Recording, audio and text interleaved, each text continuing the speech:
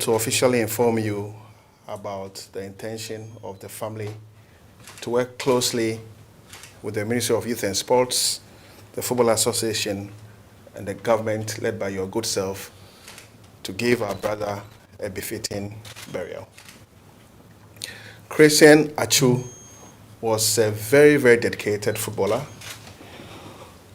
who had 66 caps for the Black Stars. The height of his career was in the year 2015 when he scored the best goal of the tournament at the AFCON. He was also selected as a member of the team of the tournament. And most importantly, he was voted the best player of the tournament in the year 2015. Christian Atsu served the Black Stars with all his heart. He served all national teams as and when he was called upon. And until his demise, he was still a member of our team, so long as the team selectors picked him. Beyond the field of play, Your Excellency, he was a philanthropist. His deeds and works are all over the place. And I think the world has spoken to all the good deeds that Christian Atsu Trasam did to mankind.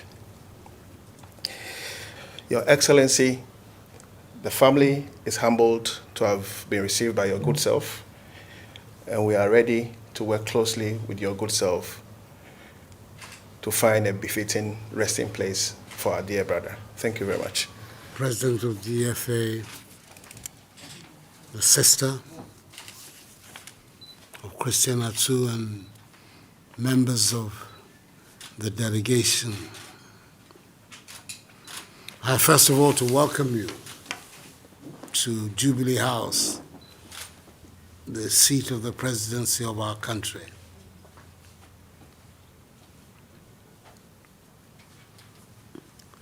There are times when it is not pleasant to be in this chair.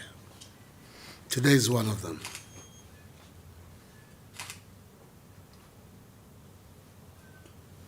The young man that we're all mourning was an exceptional athlete, a gift to our nation. All those of us who are football fanatics, I count myself as one, spend a lot of time admiring him and his exploits on the field.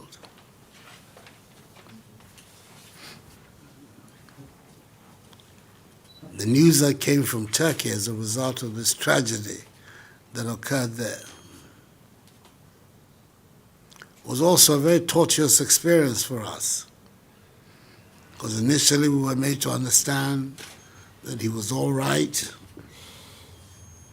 and then came the concluding, defining news that indeed he had been called by the Almighty.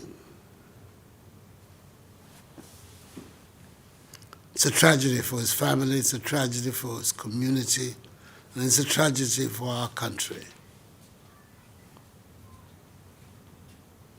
I want to express to you, representatives of his family and of the football fraternity of Ghana, my deep condolence and sympathies for what has happened.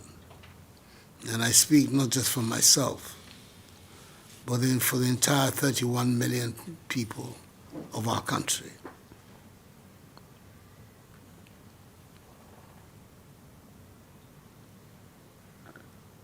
Fortunately for us, we have in Turkey a very dedicated, dynamic woman who's our ambassador, who spared no effort to make sure that not only was he located, but that decent arrangements were made for his repatriation to us here in Ghana. I thank God for that. Just as I thank God also for the cooperation of the Turkish authorities, who have proved that a friend in need is indeed a friend indeed.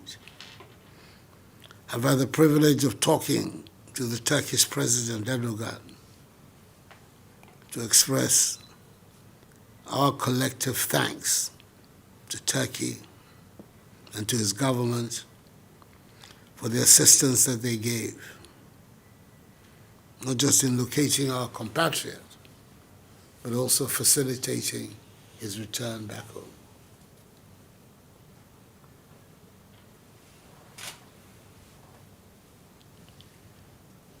There are people here whose sense of grief is bound to be even more acute than others.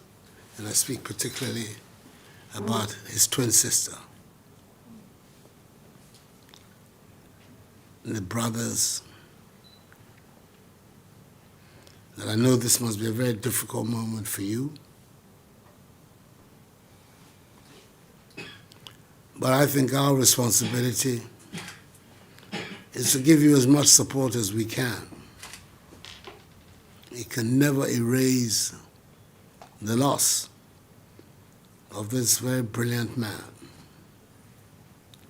But there it is. I always console myself with the thought that at the end of the day, no matter the circumstances, the Almighty will call each one of us one by one. And perhaps that was his destiny, that he be called in this tragic way.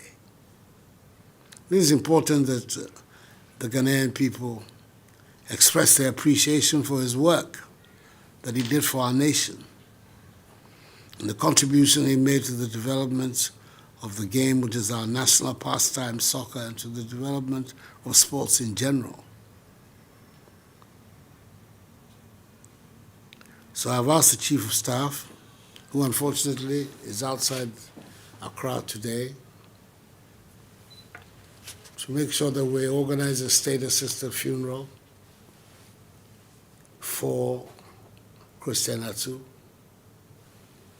depending on the date that you, the members of the family, and the GFA will select. And that everything will be done from the point of view of government to make sure that he's given a dignified exit. I think it's my duty and my responsibility as president to make sure that that happens.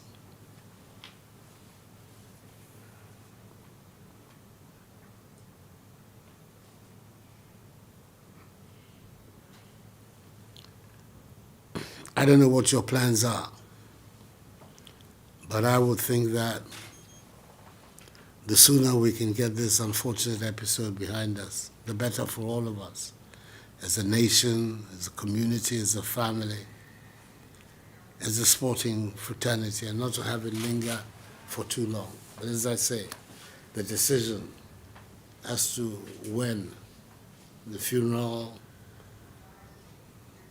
will take place is that of the family. That is a tradition in Ghana that all of us will know, that when it comes to matters of death and burial, it's a family that decides. But whatever the decision, whatever date that you choose, you should know that the government will stand squarely behind you. And you have my deep sympathies about what has happened.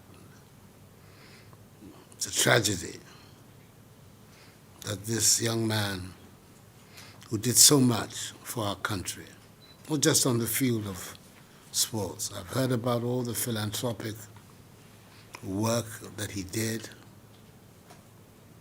should end his life in this tragic manner. But the ways of the Lord are not the ways of man. So we cannot understand what he understands. All that we can do is to do our best to go through the experience.